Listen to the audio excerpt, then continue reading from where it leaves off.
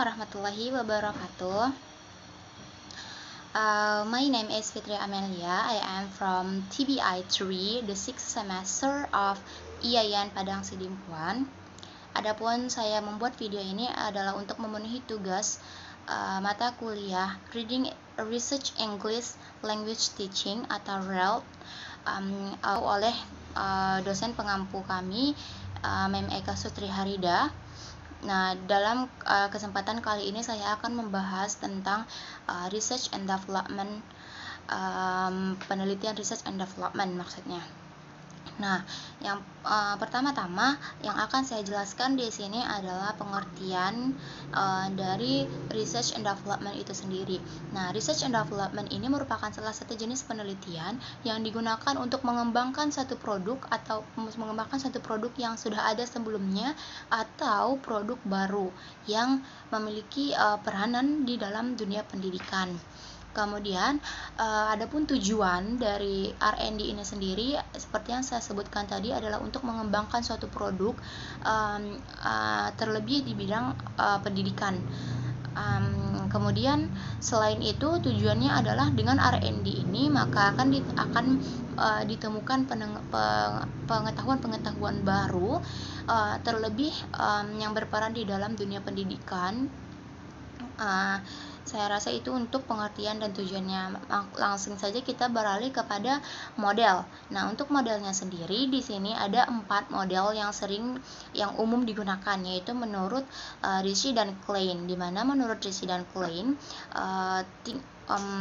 langkah-langkahnya itu dimulai dari di research, design, production, kemudian evaluation.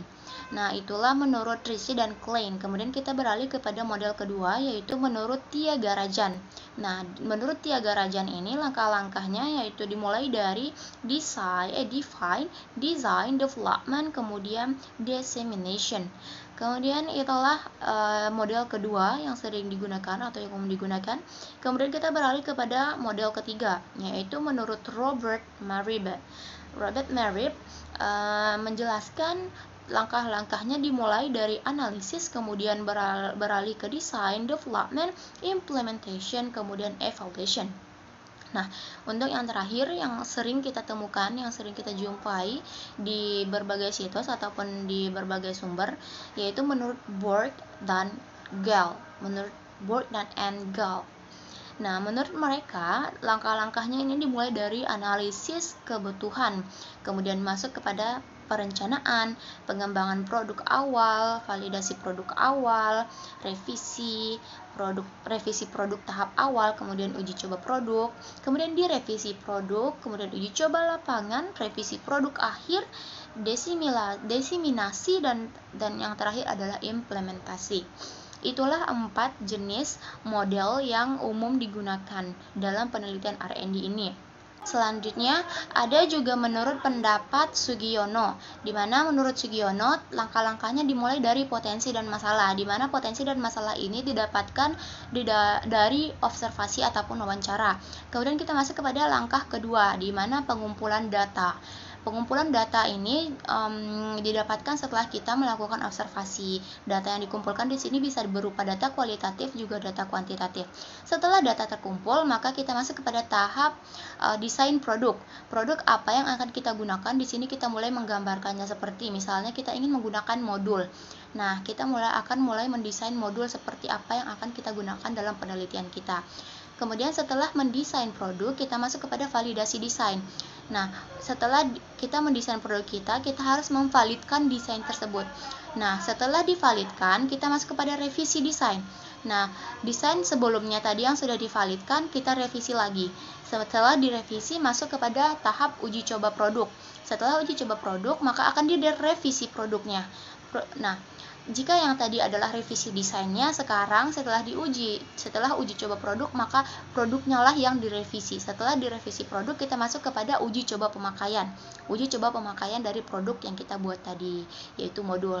Kemudian masuk ke tahap selanjutnya, yaitu revisi produk. Nah, setelah uji coba dari modul tersebut, maka direvisi kembali.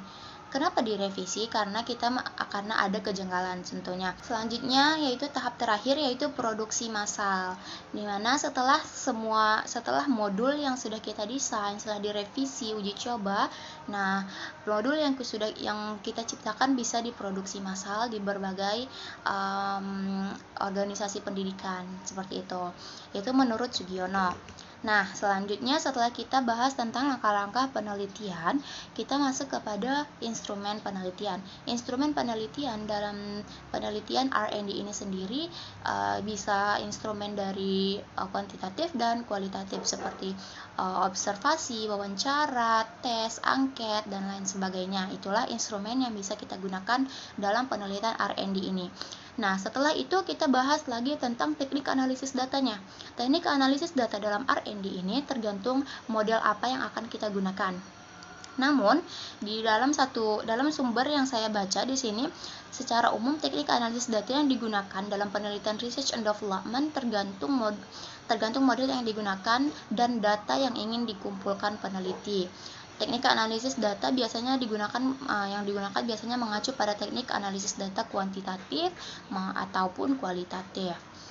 Nah, di sini analisis data khususnya untuk data survei ataupun eksperimen merupakan estimasi nilai yang tidak diketahui parameter dari populasi. Maksudnya adalah analisis data. Seperti yang saya bilang tadi, analisisnya tergantung data yang ingin kita peroleh. Jika datanya survei dan eksperimen, nah itu berarti kita tujuannya adalah untuk mengambil kesimpulan dari penguji hipotesis atau dugaan sementara. Kemudian jika analisis dalam jenis penelitian research and development secara kuantitatif, maka dikategorikan menjadi analisis deskriptif, analisis inferensial, dan analisis statistik. Nah, itu dia untuk analisis datanya sendiri. Kita lanjutkan saja ke materi di mana saya akan memberikan contoh judul penelitian R&D. Nah, di sini saya mengambil contoh yang judulnya yaitu berupa The Development of Audiovisual in Supporting Reading Learning in Second Grade of Mean Students. Nah, itulah jika di bahasa Indonesia kan adalah pengembangan media audiovisual dalam mendukung pembelajaran reading di tingkat kedua dari murid-murid min. Nah, itulah contoh judul yang bisa saya berikan terkait penelitian R&D. Saya rasa itu saja yang bisa saya sampaikan pada kesempatan kali ini. Kurang dan lebihnya saya mohon maaf. Wabillahi taufiq wal hidayah. Wassalamualaikum warahmatullahi wabarakatuh.